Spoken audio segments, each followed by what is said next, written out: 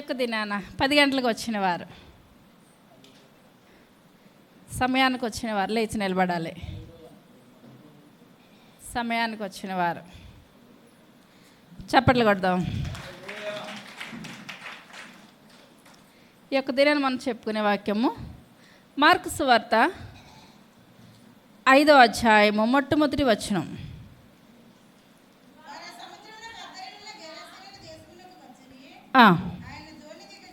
ఆయన దోణి దిగగానే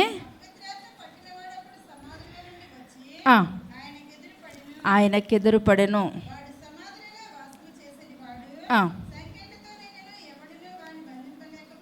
చాలు, చిన్న ప్రార్థన చేసుకుందాం. పరమా జీవము నాకు నీవా, తిరిగి లేచెను నాతో నుండా. పరమా జీవము నాకు నీవా, తిరిగి లేచెను నాతో నుండా. నిరంతరము నన్ను నడిపించును, మరల వచ్చి యేసుకొని పోవును. నిరంతరము నన్ను నడిపించును, మరల వచ్చి యేసుకొని పోవును. యేసు చాలును చాలును, యేసు చాలును చాలును. ఏ సమయమైనా ఏ స్థితికైనా నా జీవితములో యేసు చాలును. సర్వశక్తి కలిగిన తండ్రి, కృప కలిగిన తండ్రి, దయ కలిగిన ఆయన, మీ యొక్క దయ కలిగిన శ్రేష్టమైన నామాన్ని బట్టి ప్రభా లెక్కలేని వందనాలు, స్తోత్రాలు, స్తుతులు చెల్లించుకుంటున్నాను తండ్రి. అయ్యా ఈ యొక్క దినాన్ని ప్రభా నాయన మీ యొక్క సన్నిధిలో కూర్చున్న ప్రతి ఒక్కరిని నాయన పేరు పేరు చెప్పున నాయన మీరు దీవించండి, నాయన ఆశీర్వదించండి ప్రభా. అయ్యా ఏ బిడ్డకి ఏ ఆహారం కావాలో నాయన మీరు నాయన తగిన ఆహారాన్ని మీరు దయచేయండి నాయన. అయ్యా ఎందువలనంటే నాయన వాక్యం ద్వారా నాయన మమ్మల్ని కడగమని అడుగుచున్నాను తండ్రి. అయ్యా మేము పడిపోకూడదు నాయన, జారిపోకూడదు ప్రభా. అయ్యా సరి అయిన స్థితిలో నాయన మేము నిలబడగలిగే గొప్ప కృపను దయచేయండి నాయన. అయ్యా నాయన మీ యొక్క బండ మీద మమ్మల్ని నిలవబెట్టమని అడుగుచున్నాను తండ్రి. అయ్యా సరి అయిన పాత్రలుగా మమ్మల్ని వాడుకోండి ప్రభా. అయ్యా నాయన సిల్లుపడ్డ పాత్రలుగా, పనిచేయని పాత్రలుగా మమ్మల్ని వద్దు ప్రభా. అయ్యా సరి అయిన పాత్రగా మమ్మల్ని మీ యొక్క సన్నిధిలో నిలవబెట్టుకోమని అడుగుచున్నాను తండ్రి. అయ్యా మీ యొక్క రాకడ బహు దగ్గరగా ఉన్నది ప్రభా. ఎత్తబడే సంఘంగా మా సంఘాన్ని మీరు తీర్చిదిద్దమని అడుగుచున్నాను తండ్రి. వాక్యం చెప్పుచుండగా నన్ను మరుగుపరచండి నాయన. మీ యొక్క పరిశుద్ధ ఆత్మశక్తితో నేను చెప్పగలిగే శక్తిని నాకు దయచేయండి అయ్యా. వినగలిగే శక్తిని బిడ్డలందరికీ దయచేయండి ఆయన. వాక్యానుసారమైన జీవితాలు అందరికీ దయచేయమని త్వరగా రాబోచున్న యేసయ్య నామమున పెట్టి పెట్టుకొంచున్నాము తండ్రి, ఆమేన్. ఇప్పుడు చదువుకున్న వాక్యం మరలా. గెరసేనుల దేశమునకు వచ్చిరి.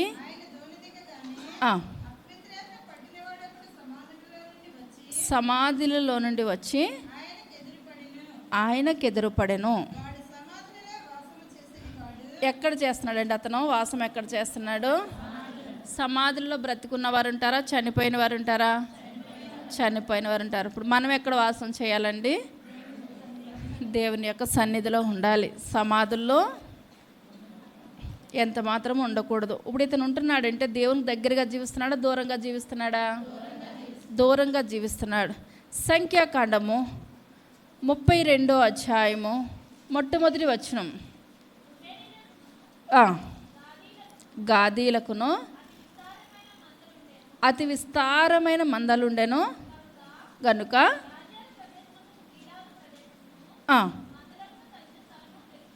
తెలుసుకొని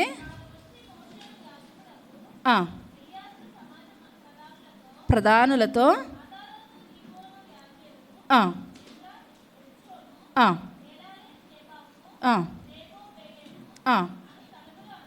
అనగా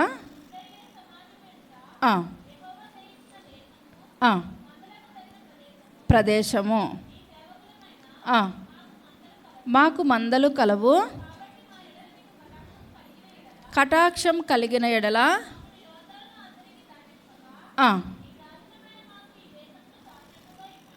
చాలండి. ఇప్పుడు ఇక్కడ ఏంటంటే ఇప్పుడు వీళ్ళు ఎవరండి? ఏ గోత్రానికి చెందినవారు? రూబేనీయులు, గాదీయులు. ఇప్పుడు రూబేనీయులు, గాదీయులు ఏ గోత్రానికి చెందినవారండి?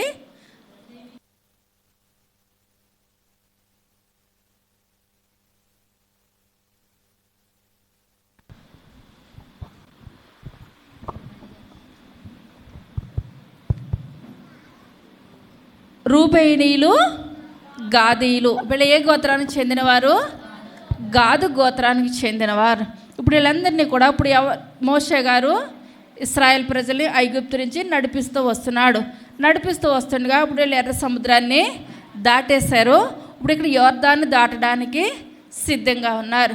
యోర్దాన్ని దాటడానికి సిద్ధంగా ఉంటుంటే ఇప్పుడు మనం ఎక్కడికన్నా వెళ్తున్నాం అనుకోండి, ఆ వెళ్ళి ప్రదేశము కొంచెం ఏదైనా కష్టపడకుండా ఆ ఫలితము ఏది కూడా రాదు. ఇప్పుడు ఇశ్రాయేల్ ప్రజలు 40 సంవత్సరాలు దేవుడు కష్టాలు గుండా తీసుకొని వచ్చాడు. మనకు కష్టం తెలవకపోతే ఆ యొక్క విలువ ఏది తెలదు. దేవుని విలువ తెలవాలన్నా మనం ఎలా రావాలి? కష్టాలు గుండా రావాలి. ఏదైనా డబ్బు విలువ తెలవాలన్నా మనం కష్టపడిన డబ్బులు ఉన్నాయనుకోండి, మనం ఖర్చు పెట్టడానికి మనకి ఏమనిపిస్తుంది? వేస్ట్గా ఖర్చు పెట్టాలంటే అమ్మో రోజంతా కష్టపడితే మనకి ఇంత వస్తుంది కదా, ఇంతలో నుంచి ఇంత ఖర్చు పెట్టాలంటే కష్టం అనిపిస్తుంది.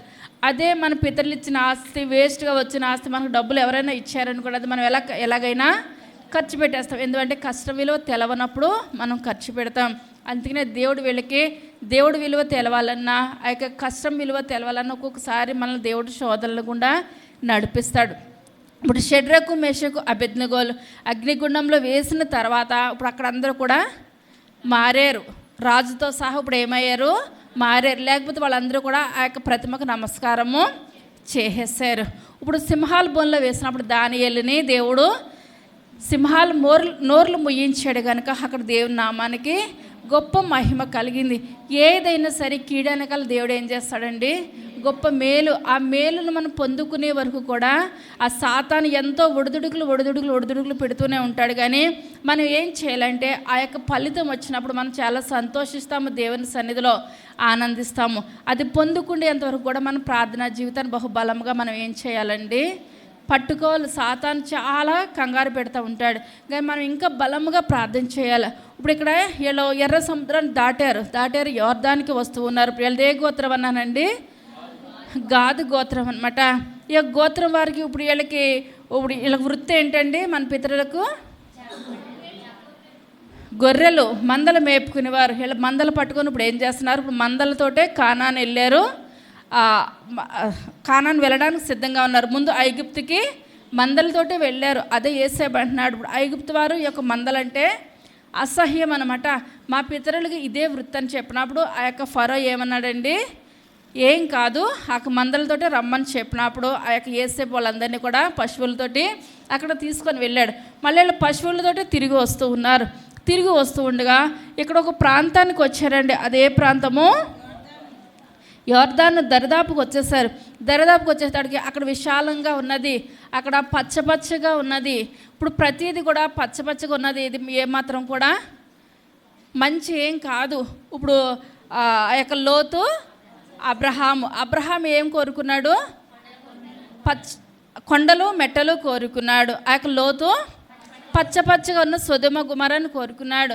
ఆ యొక్క పైకి పచ్చగా ఉన్నది, లోన ఏమాత్రం కూడా సరి అయింది కాదు. మన దేవుడు అంతరంగాలు ఎరిగిన దేవుడు, మనకు హృదయం కోరుకుంటున్నాడు, కానీ పైవేషం దేవుడు ఎంత మాత్రమును కూడా కోరుకునే దేవుడు కాదు.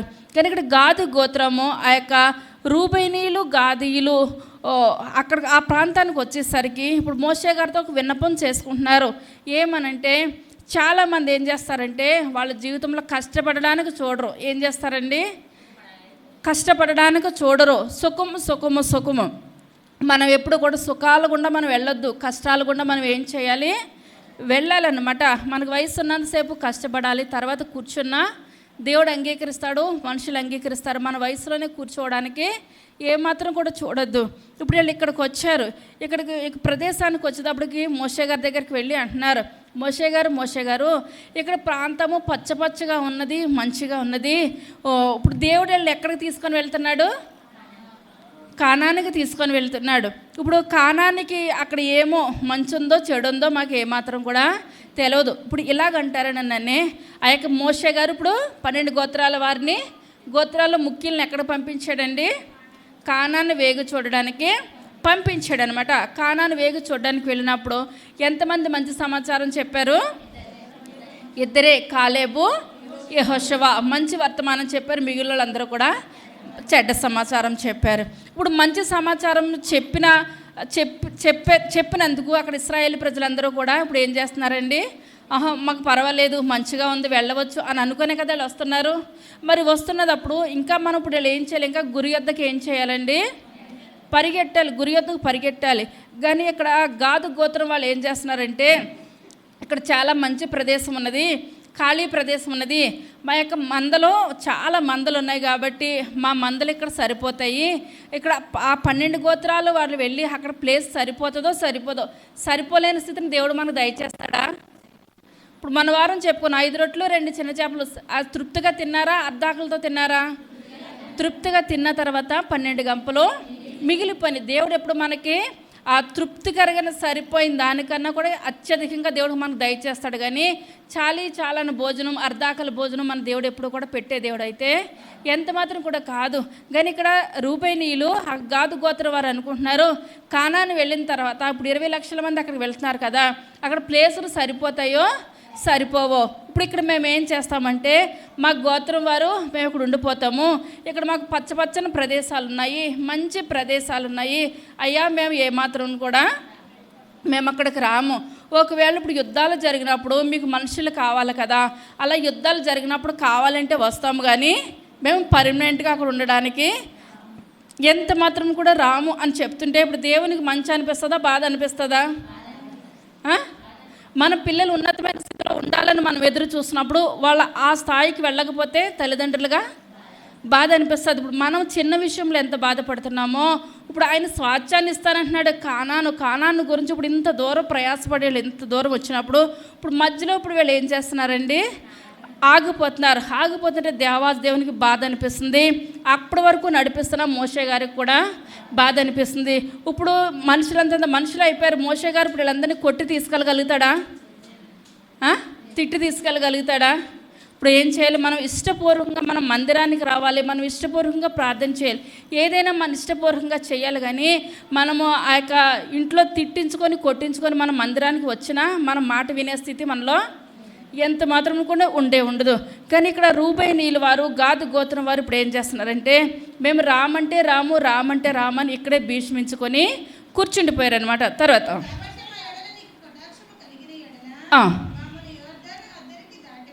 దాటింపక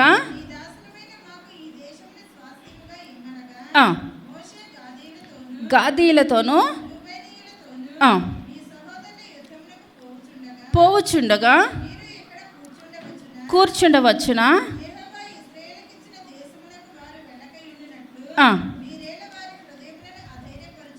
చాలండి. ఒక్కొక్కసారి ఏంటంటే స్టార్టింగ్ ప్రాబ్లం ఉంటుంది కొంతమందికి.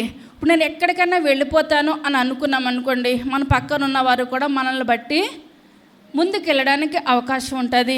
ఒక్కొక్కరు ఏం చేస్తారంటే ప్రతి దాంట్లోనూ కూడా వెనక్కలు ఆగుతూ ఉంటారు. ఇప్పుడు వెనక్కలు ఆగుతూ ఉంటే మిగిలిన వాళ్ళకి ఏమనిపిస్తుంది? అపనమ్మకం వచ్చేస్తుంది. అమ్మో వీళ్ళు డ్రాప్ అయిపోయారు కనుక నేనేం చేయాలి? ఆగిపోవాలి.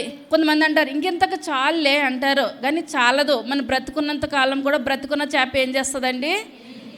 నీటికి కొట్టుకొని వెళ్ళిపోతుంది అనమాట. మనం బ్రతుకున్న చేపలలాగా మనం ఏం చేయాలండి?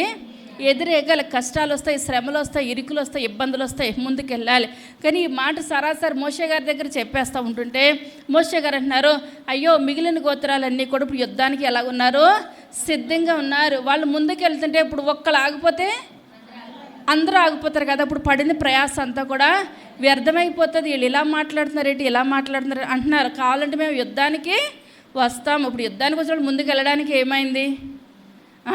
ఇప్పుడు ఒకరిని చూస్తే మిగిలిన వాళ్ళు కూడా ఆగిపోతారు. ఇప్పుడు మోషే గారు చాలా కన్నీరు కార్చిన గురించి, ఏంటి ప్రభా ఇంక దరిదాపు వచ్చేస్తాం కదా, దరిదాపు వచ్చేసేటప్పటికి ఇంకా స్వాచ్ఛాల దగ్గరికి వచ్చేటప్పటికి వీళ్ళు ఇలా చేస్తున్నారేంటి నాయన, ఇలా చేస్తున్నారేంటి అని మోషే గారు దేవుని సన్నిధిలో ఏం చేస్తున్నారండి, ప్రార్థన చేసి కన్నీరు కారుస్తున్నారు. తర్వాత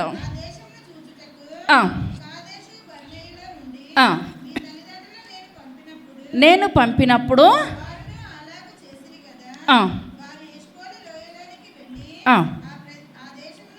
ఆ దేశమును చూచి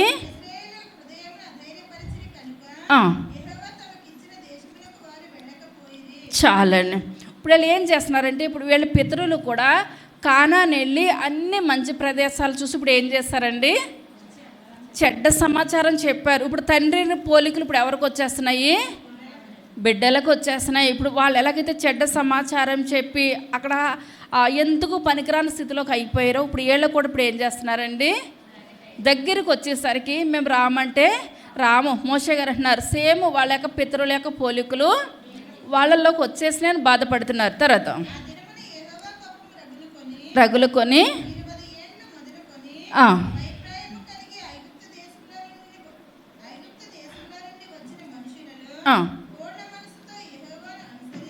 అనుసరించిన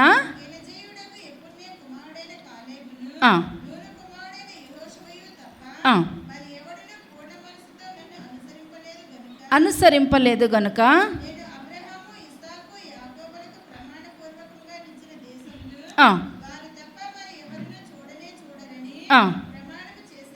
చాలండి. ఇప్పుడు వీళ్ళు తిరగబడుతూ ఉంటున్నారు. మోషే గారు కన్నీరు కారుస్తున్నారు. కన్నీరు కారుస్తుంటే దేవుడు మోషే గారితో మాట్లాడుతున్నాడు. ఇప్పుడు ఏమనంటే, నేను ఎంతో మిమ్మల్ని అందరినీ కూడా కానాను నడిపించాలని నేను ఇంత ప్రయాసపడ్డాను, ఇంత ఆ యొక్క ఫరో దగ్గర 10 కార్యాలు జరిగించాను, కానీ చివరాఖరికి వచ్చేటికి ఇలా చేస్తున్నారు కనుక ఇప్పుడు ఏంటంటే ఆ మంచి సమాచారం చెప్పిన వాళ్ళిద్దరే కానానులో ప్రవేశిస్తారు తప్పించి మిగిలిన వాళ్ళు ఎవరు కూడా ప్రవేశించరనని ఇక్కడ దేవాతి దేవుడు మోషే గారితో ప్రమాణం చేసి మాట్లాడుతున్నాడు. తర్వాత రగ్గులు కొనగా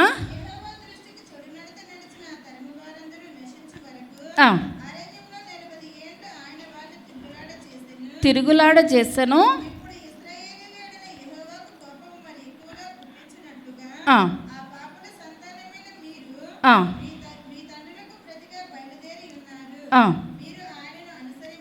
అనుసరింపగా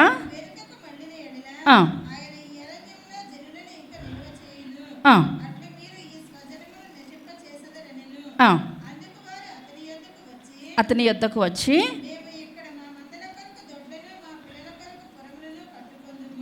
అన్నీ వెళ్ళి డిసైడ్ అయిపోయారండి. ఇప్పుడు ఏమంటున్నారు, మందల కొరకు దొడ్లు కట్టేసుకుంటారంట, వాళ్ళకి పిల్లల కొరకు ఇండ్లు. ఇప్పుడు ఇంత వీళ్ళంతటి వీళ్ళే నిర్ణయం తీసేసుకున్న తర్వాత ఇప్పుడు మోషే గారు ఏమైనా చేయగలుగుతారంటారా?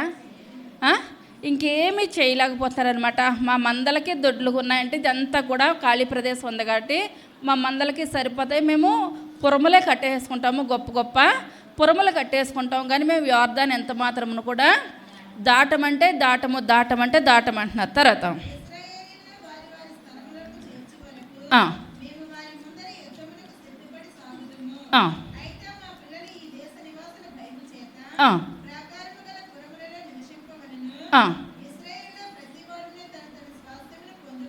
పొందు వరకు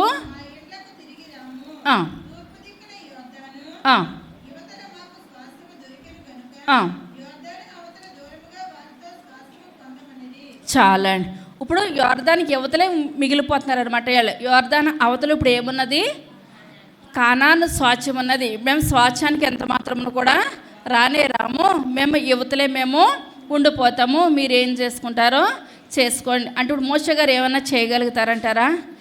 ఏది కూడా చేయలేరు. ఏది చేయలేని స్థితిలో మిగిలిపోయినప్పుడు ఇప్పుడు ఇశ్రాయేల్ ప్రజలు ఇప్పుడు అక్కడ ఉండిపోయారు కదండి. ఏ గోత్రం అని చెప్పాను, గాదు గోత్రం వారు అక్కడ ఉండిపోయారు. అక్కడ ఉండిపోయినప్పుడు మనం అనుకుంటాము ఇప్పుడు ఆ యొక్క సొదొమ గుమార పట్టణంలో పచ్చగానే ఉన్నది, ఆ యొక్క లోతు ఉండిపోయాడు.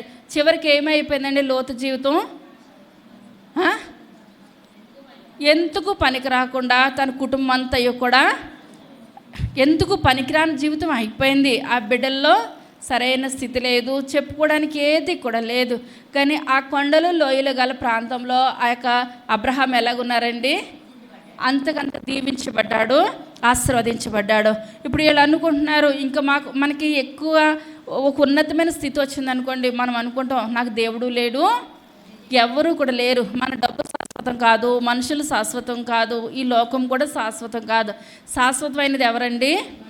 దేవాతి దేవుడే. మనకి ఏది లేకపోయినా పర్లేదు, కానీ మనకి లోకంలో దేవుడు ఉంటే అంతే చాలు. ఇప్పుడు వీళ్ళు అనుకున్నారు ఇంకా రామంటే రామని అన్నీ స్థిరపరిచేసుకున్నారు, అన్నీ ఏర్పాటు చేసుకుని మన దగ్గర మందలు ఉన్నాయి కదా, ఈ యొక్క మందలు ఆశీర్వదించితే చాలు, ఇంక మనం కోటేశ్వరులు అయిపోతామని అనుకున్నారు. ఆ యొక్క మీరింటికి వెళ్ళి చదువుకోండి, చివరాఖరికి వచ్చేసరికి వీళ్ళ దగ్గర మందలు కాదు కదండి, ఏమీ కూడా లేవు. మందలన్నీ ఏమైపోయినాయి? నాశనం అయిపోయినాయి. ఒక గొర్రె కానీ మేక కానీ ఇప్పుడు ఎద్దు కానీ వాళ్ళు ఆ యొక్క పెంచుకునే దాంట్లో ఏ ఒక్కటి కూడా లేదు. ఇప్పుడు వీళ్ళు చివరాఖరికి ఆ యొక్క కానాను ప్రవేశించడానికి కూడా ఎంత మాత్రమును కూడా లేదు. ఇప్పుడు ఇటు వెళ్ళలేక అటు వెళ్ళలేక, అటు ఇటు కాకుండా వీళ్ళ ప్రయాణం ఎక్కడ ఆగిపోయిందండి? మధ్యలో ఆగిపోయింది. ఇప్పుడు మిగిలిన వాళ్ళందరూ ఎక్కడికి వెళ్ళిపోయారు? కానానికి వెళ్ళిపోయారు. అందుకని మనం ఏదైనా జరిగితే అందరిలోనూ వెళ్ళిపోవాలన్నమాట. ఇప్పుడు వీళ్ళు ఆగిపోయిన వాళ్ళు ప్రార్థనా జీవితం ఉందంటారా? లేదు. ఇప్పుడు మంచిగా నడిపిస్తున్నాడు మోషే గారు లేకుండా ఏమీ చేయలేరు. మోషే గారి తర్వాత యెహోషువ అని దేవుడు ఏర్పాటు చేసుకున్నాడు. యెహోషువ గారి ద్వారా కూడా ఆ యొక్క యొర్దాను పాయలుగా అయింది, ఎరుకో గోడలు కూలిపోయి అనేకమైన కార్యాల ద్వారా యెహోషువ భక్తుడు తీసుకెళ్ళాడు. కానీ ఇప్పుడు ఈ గాదు గోత్రం ద్వారా ఏది కూడా లేదు అనుకున్నారు. ఇంక మాకు ఈ మందలను మేపుకుంటూ బ్రతికేద్దామని అనుకున్నారు. చివరికి మందలు కాదు కదా, ఏది కూడా లేదు.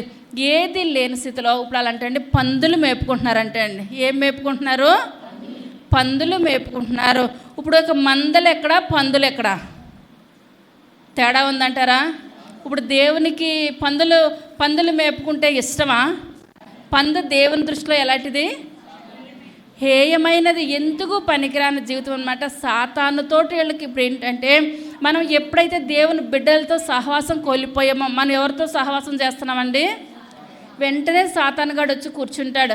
సాతానుగాడు మనలో కూర్చుంటేనే మన దేవునితో సంబంధం ఏమైపోతుంది? తెగిపోతుంది. కీర్తనల గ్రంథము 142వ కీర్తన 4వ వచనం. నా కుడి పక్కను నిదానించి చూడుము, దొరకలేదు. యెహోవా చాలండి. ఇప్పుడు ఇక నన్ను ఎరిగిన వారు ఒక్కరునూ కూడా లేరు. ఇప్పుడు ఇతను ఏమంటున్నాడండి? బెతెస్దా కోనేరు దగ్గర ఉన్న అతను, నన్ను ఎరిగిన వారు ఒక్కరు కూడా లేరు, నన్ను దించడానికి సహాయం చేసిన వారు ఒక్కరూ కూడా లేరు. మనదంతా కూడా ఎదటి వాళ్ళ మీదకే పెట్టేస్తూ ఉంటాం. కానీ మనం ఏం చేసుకోవాలండి? సరి చేసుకోవాలి, ప్రశ్నించుకోవాలి. ఇప్పుడు వాక్యం దగ్గరికి వచ్చేద్దాం. మార్కు సువార్త 5వ అధ్యాయము 5వ వచనం. వాడు ఎల్లప్పుడూ రాత్రింపగలు సమాధులలోనూ కొండలలోనూ కేకలు వేయచ్చు,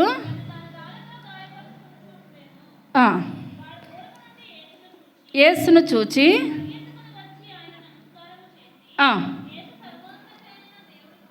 దేవుని కుమారుడా,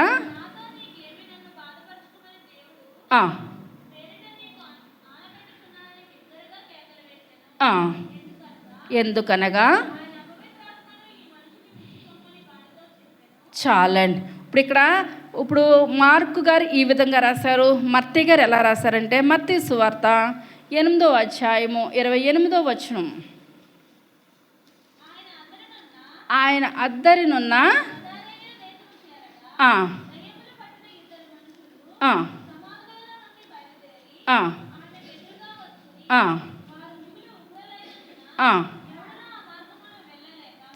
చాలండి. ఇప్పుడు ఆయన ఎలా రాస్తున్నారంటే అండి, గెదరేనీళ్ళ దేశమన్నా గెరాసేనుల దేశమన్నా ఒక్కటే.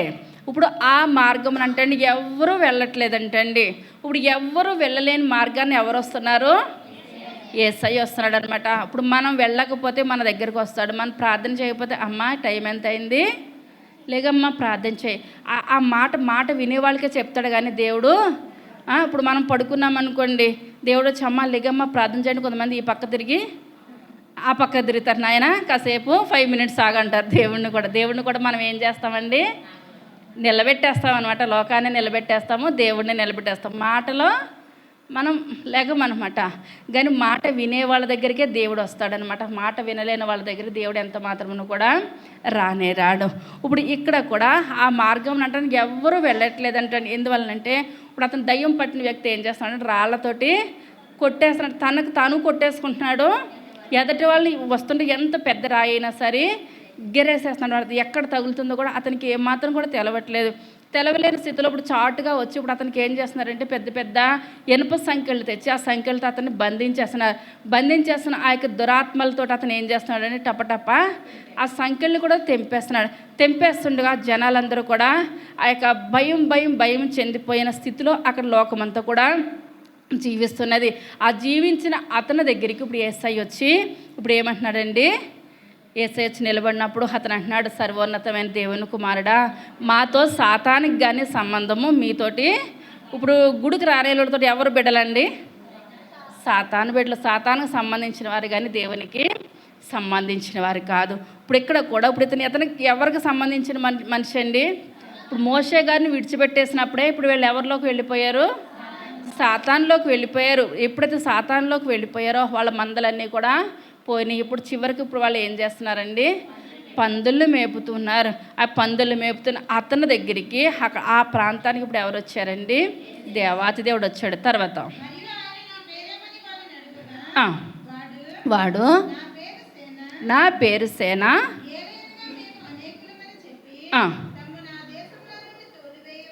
తోలివేయవద్దని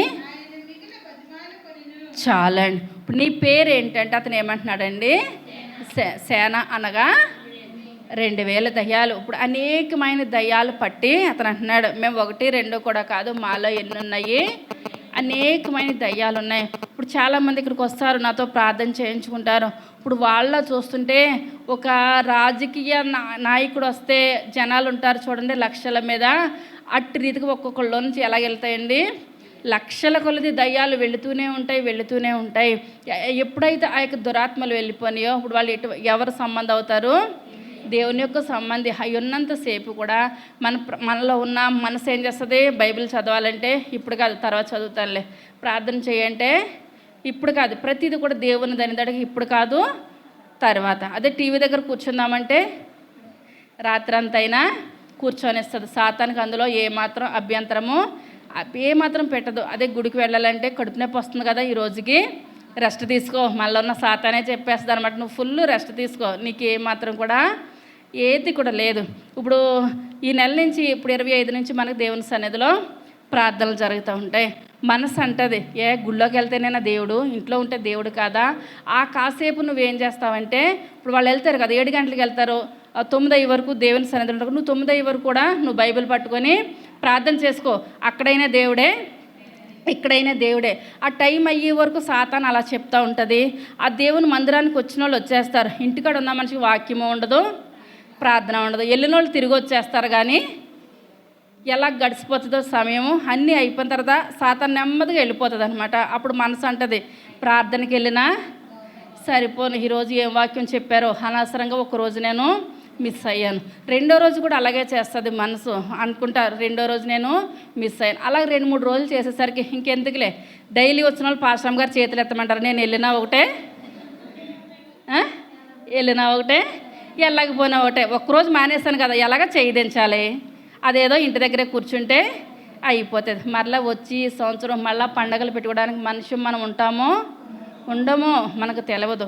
ఎప్పుడైతే ప్రార్థన వద్దని సాతాను చెప్తుందో, అయ్యో నాలో ఏమున్నది, సైతాన్ ఉన్నది, ఈ బైబిల్ పట్టుకొని దేవుని సన్నిధానానికి వచ్చేస్తే నాలో ఉన్న దరిద్రం వెళ్ళిపోతుంది, నాలో ఉన్న సాతాను వెళ్ళిపోతుంది, నేను బాగుంటే నా కుటుంబం ఎలాగుంటుంది, దీవెనకరంగా ఉంటుంది, ఆశీర్వాదకరంగా ఉంటుంది. ఇప్పుడు శుక్రవారం ప్రార్థన కూడా చాలా తక్కువ వస్తున్నారు. అప్పుడు సాతాను కూడా అంటుంది, ఇప్పటివరకు కష్టపడి వచ్చావు కదా, నువ్వేం చేస్తావు, రెస్ట్ తీసుకో. కానీ మనం ఈ లోకంలో రెస్ట్ వద్దండి. మనం ఎక్కడ రెస్ట్ తీసుకోవాలి, ఇక్కడ మనం ఎంత పరిగెడితే పరలోక పట్టణంలో యేసయ్య పాదాల ముందు మనం ఏం చేస్తామో ఆయన స్తుతిస్తాము, ఆయన్ని ఆరాధిస్తాము. ఇక్కడ సుఖపడిపోతే పైన అగ్ని ఆరదు, పురుగు చావదు, పటపట పండ్లు కోరుకుంటాం, అది బాగుంటుంది ఇది బాగుంటుంది అంటారా? సాతాను మనం జయించాలి. ఆ యొక్క సంవత్సరం చివరాఖరికి వచ్చాం. ప్రభా, నేను ఇంతకాలం మీకు నేను దూరంగా జీవిస్తున్నానేమో. ఇప్పుడు వీళ్ళు కూడా మోషే గారిని ఎప్పుడైతే వదిలిపెట్టేసారు, ఇప్పుడు వీళ్ళలో ఏమొచ్చేసిందండి? సాతాను వచ్చేసింది. వాళ్ళ మందలన్నీ పోనీ, ఎందుకు పనికిరాని జీవితం. చివరికాలం ఏం చేస్తున్నారో? పందులు మేపుకుంటున్నారు. సాతాను అంటది, పందులు మేపుకున్న దగ్గర దేవుడు వచ్చాడు కదా, రమ్మన్నప్పుడు మీరు కూడా వెళ్తురు. కానీ మనకు ఆ సమయము యేసయ్య ఒక్కసారి లోకంలోనికి వస్తాడు. ఆయన వచ్చాడు, వెళ్ళిపోయాడు. ఇంకా ఆయన మళ్ళీ రావడానికి లేదు. ఎందువల్ల సంఘం ఎత్తబడేటప్పుడు ఆయన వస్తాడు తప్పించి మన గురించి ఆయన వచ్చే అవకాశము ఇంకెంత మాత్రం కూడా లేనేలేదు. మనసు అంటది, ఇప్పుడు దాకా వాక్యం విన్నావు కదా, ఇప్పుడు అక్కడ ఉన్న వాళ్ళు యోర్దాను యువతలో ఉన్న వాళ్ళని, గాదు గోత్రం వారిని విడిచిపెట్టలేదు కదా. ఎందువల్లంటే సాతానికి చాలా తెలివితేటలు ఉంటాయి అన్నమాట. మనల్ని పతనానికి నడిపించడానికి చాలా తెలివితేటలు ఉంటాయి. ఆ స్థితిలో వచ్చినప్పుడు ఆ యొక్క 38 సంవత్సరాల వ్యాధిగ్రస్తులైన బెతెస్దా కోనే ఉన్న అతన్ని విడిచిపెట్టలేదు. ఇప్పుడు ఇక్కడ అదే గాదు గోత్రం వారిని విడిచిపెట్టలేదు. వీళ్ళ దగ్గరికి వాళ్ళ దగ్గరికి వచ్చాడు కనుక నీ దగ్గర కూడా దేవుడు వస్తాడు. అప్పుడు నువ్వేం చేద్ది కానీ బైబిల్ చేతితో పట్టుకొని దేవుని మందిరానికి వెళ్ళి దిగానులే. మనకు ఆ సమయం ఉందంటారా? ఆ సమయం ఎంత మాత్రం కూడా లేదు. ఇదే అనుకూల సమయము, ఇదే రక్షణ దినం. తర్వాత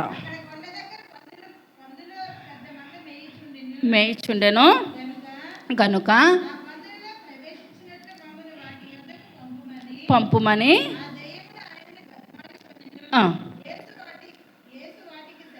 సెలవీయగా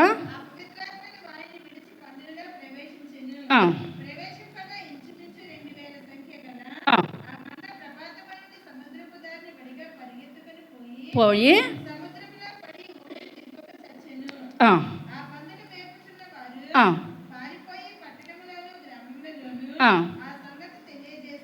చాలండి. ఇప్పుడు అక్కడ పందుల మంది ఉంది, పందులు మేపుతున్న వారు ఉన్నారు, కానీ గొర్రెలు మేకలు మేపిన వారు ఇక్కడ ఎవరైనా ఉన్నారంటారా? ఎవ్వరూ కూడా లేరు. ఎందువల్ల అంటే ఎప్పుడైతే దైవ శాఖను విడిచిపెట్టేసారో ఇప్పుడు వీళ్ళలో ఏమొచ్చేసిందండి? సాతానుడు ప్రవేశించేసింది. సాతాను ప్రవేశించేసి ఇప్పుడు అక్కడ ఉన్నదంతా కూడా ఇప్పుడు అపవిత్రాత్మలు పట్టిన అతను అంటున్నాడు. ఆ దయ్యాలన్నీ కూడా అంటున్నాయి యేసయ్యతోటి. అంటున్నాయి ఏమని? అయ్యా, మాలో ఉన్న దయ్యాలని ఎక్కడ వదులుతావు? పందుల్లో వదిలేస్తే. ఎందువల్లంటే ఎవరు కాలే ఫ్రెండ్స్.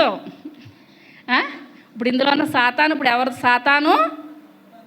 పందులు. రెండు సాతానులే కాబట్టి సాతానుకి సాతానుతోటి ఫ్రెండ్స్ అనమాట. ఈ యొక్క దినాన్న దేవుని తెలవలేని వాళ్ళు సినిమా హాల్లోకి వెళ్తారా? దేవుని తెలిసిన వాళ్ళు వెళ్తారా? ఎవరు కాలే జోడనమాట.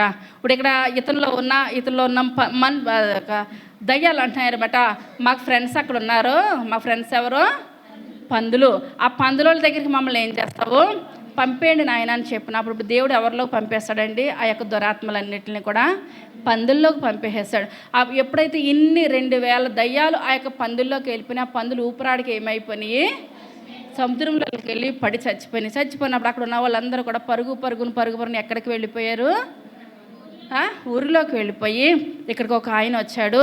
ఆయనలో ఇప్పుడు ఇంతకాలం కూడా ఆ యొక్క సమాధుల్లో తిరుగుతున్నాడు. అతను కొట్టుకుంటున్నాడు. ఎదటి వాళ్ళని రాళ్ళిచ్చుకొని కొట్టేస్తున్నాడు కదా. అతనిలో ఇన్ని వేల దయ్యాలు ఉన్నాయంట. మేము పందులు మేపుకుంటుంటే ఆ దయ్యాలన్నీ కూడా మేము మేపుకున్న పందుల్లోకి ఆయన వదిలేసినప్పుడు ఎప్పుడైతే వదిలేసారో ఇప్పుడు ఇతనిలో ఉన్న దురాత్మలన్నీ కూడా వెళ్ళిపోయి ఇతను మంచిగా తయారైపోయాడు, మంచిగా జీవిస్తున్నాడు అని ఆ పందులు మేపుకున్న వాళ్ళు ఒక్కసారి ఏం చేస్తారండి? ఊర్లోకి వెళ్ళి ఆ విషయాన్ని అంతటిని కూడా వాళ్ళకి తెలియచేశారు. తర్వాత చూడవెళ్ళి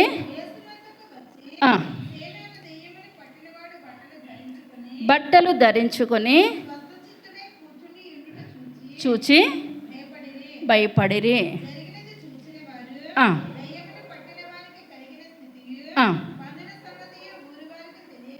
తెలియచేయగా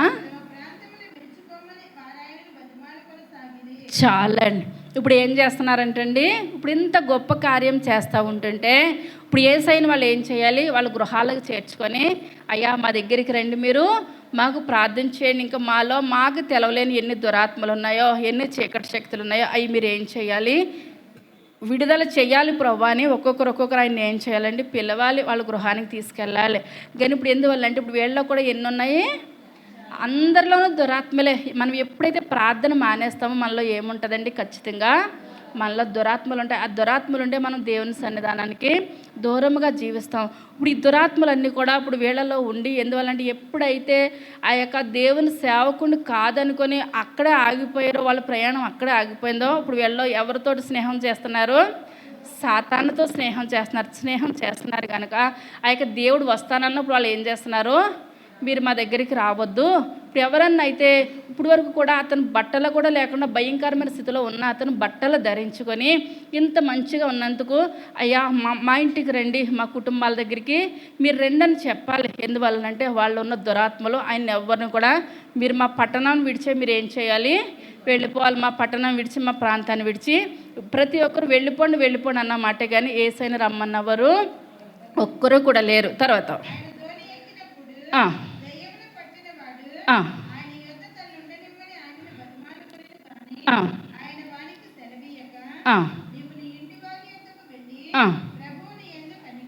కనికరపడి చాలండి. ఇప్పుడు ఎవ్వరు కూడా ఆ ఊర్లో ఇప్పుడు ఎందుకు ఇంత స్వస్థపడిన వాళ్ళ తల్లిదండ్రులే కృతజ్ఞత చూపించుకోవాలో వద్దంటారా? కృతజ్ఞత చూపించాలి కదా. ఇప్పుడు మనం పుత్తూరుని దయ్యం పట్టిన ఆ యొక్క కుమార్తె ఉందనుకోండి, వాళ్ళ తల్లిదండ్రులకి ఏం చేస్తుంది?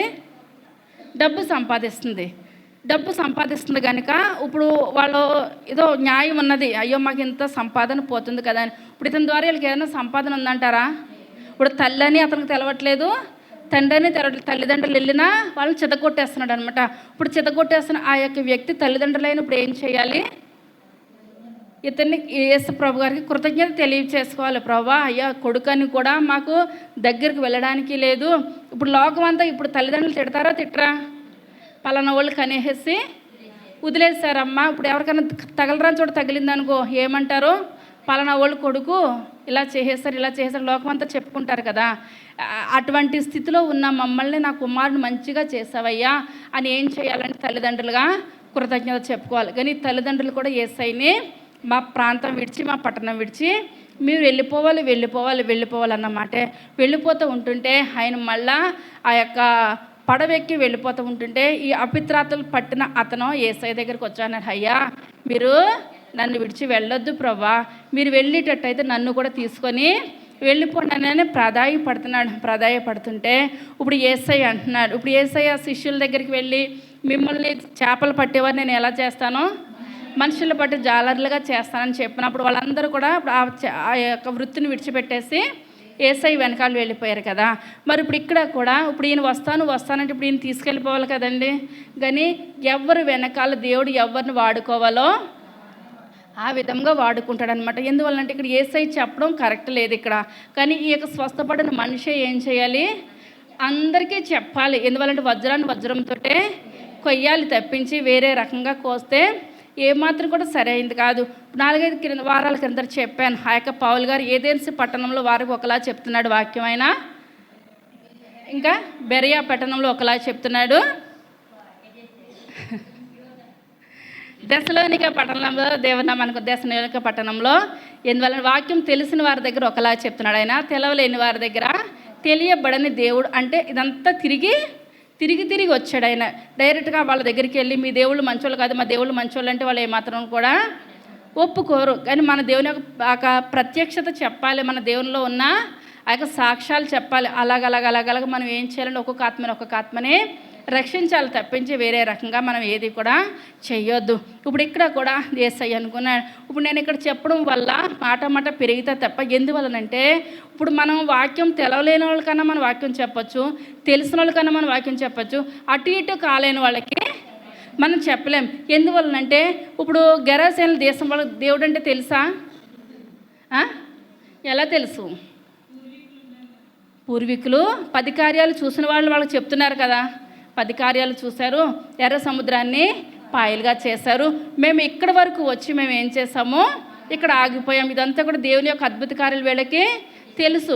ఇప్పుడు తెలుసు కనుక ఇప్పుడు తెలుస్తున్న వాళ్ళకి మనం అదే ఆ మెలకుగా ఉండి కళ్ళు మూస్తున్న వాళ్ళని ఏమాత్రం కూడా లేపలేం. నిద్రపోయిన వాళ్ళన్నా మనం లేపవచ్చు, కానీ పలకకుండా నేను నిద్రపోయిన అన్న వాళ్ళని మనం లేపలేం. ఎందువల్లంటే వీళ్ళకి అన్నీ కూడా పూర్వీకుల ద్వారా తెలుసు. ఇప్పుడు తెలిసే పాపంలో పడిపోయిన వాళ్ళకి ఇతనే కరెక్ట్, కానీ దేవుడు అక్కడ చెప్పినా సరే వాళ్ళు ఏమాత్రం కూడా మాట వినలేని వాళ్ళు. మాట వినేవాళ్ళు అయితే మోషే గారు వెనకాల గోత్రాలన్నీ వెళ్ళిపోయినప్పుడే కూడా వెళ్ళిపోతారు, కానీ అక్కడ ఆగిపోయే స్థితి వీళ్ళకే వచ్చింది. కానీ ఎవరు కూడా అక్కడ మేము పలానా చోట వీళ్ళు ఇక్కడ ఆగిపోయారు, ఇంకో చోట మేము ఆగిపోతాం అన్న వాళ్ళు ఎవరు కూడా లేరు. ఈ గోత్రమే వ్యతిరేకిస్తుంది అనమాట. తర్వాత వాడు వెళ్ళి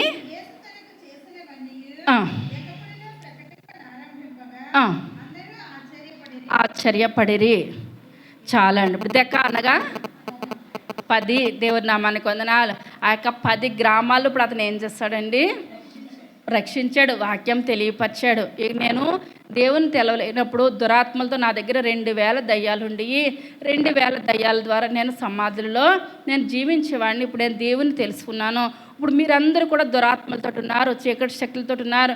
ఎందువల్లంటే మనం దేవుని తెలుసుకున్న వాళ్ళం ఖాళీగా కూర్చోవడానికి వీలు. మన దగ్గర ఉన్న వాక్యం ఏం చేయాలండి?